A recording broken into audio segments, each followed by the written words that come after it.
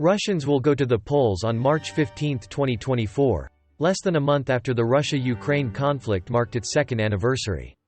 Both sides appear ready for a prolonged conflict, despite high casualties, equipment losses and economic losses.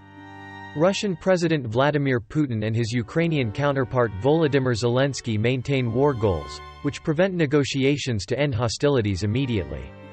Experts say fighting is likely to continue until 2025. Theoretically, there is a possibility that Russia will take advantage of the change in leadership, in the election, to seek to declare victory and keep only the territories it has controlled since February 2022. However, I think the possibility of Russia withdrawing from the conflict is very small, because they have invested too much in their national image to win. Beth Noble, professor of communication studies at Fordham University, who is also the former Moscow bureau chief of CBS News, told Newsweek.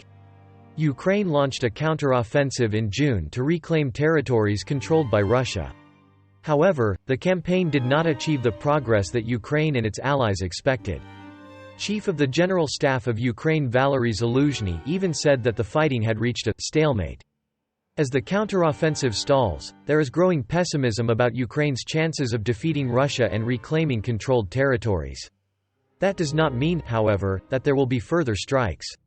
Serious peace negotiations and the war could end by 2024, Peter Rutland, professor of Russian, East European and Eurasian Studies at Wesleyan University, in Middletown, Connecticut, told Newsweek.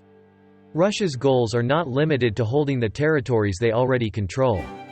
They also want to see a change in the regime established in Kiev, and they still believe that this is possible, at least. Mr. Putin will wait until the November 2024 election to see if Mr. Donald Trump returns or not, said expert Rutland. The U.S. will withdraw from Ukraine under another Trump administration. But I think Mr. Joe Biden will handle this issue relatively well. I think the current fight in Congress over foreign aid will be resolved, but probably not too soon. This has more to do with domestic politics and electoral pressure, said Chris Dolan, a political science professor at Lebanon Valley College who has written about U.S. support for Ukraine and NATO, said. President Zelensky received a new commitment from President Biden and $200 million in military support for air defense systems, artillery and ammunition. However, Republican lawmakers in the U.S. Congress want Ukraine's aid to be tied to profound immigration reform. Meanwhile, the Israel-Hamas war is also escalating tension. Further aid and weapons deliveries to Ukraine will be disrupted due to the ongoing conflict in the Middle East and the U.S. entering an election year, said Aysel Akbulut Gok, associate professor at Sacred Heart University, Fairfield, Connecticut said.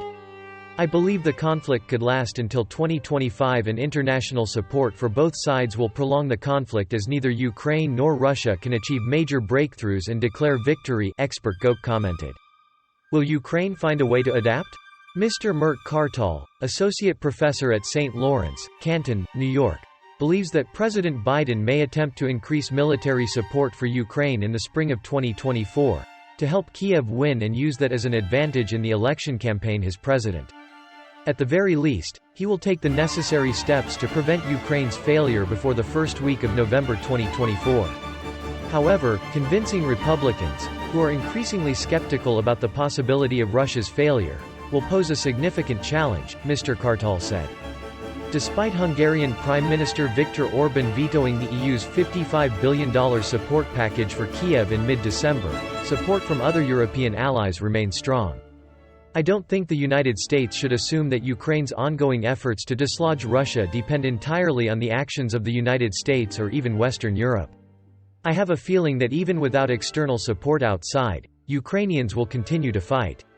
Ukraine may change tactics to cope with the decline in Western aid, but I do not believe they will surrender, Rachel Epstein, professor of international relations and European politics at the University of Denver, said.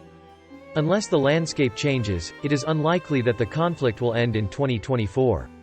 Despite slow progress in 2023, Ukraine's morale remains high.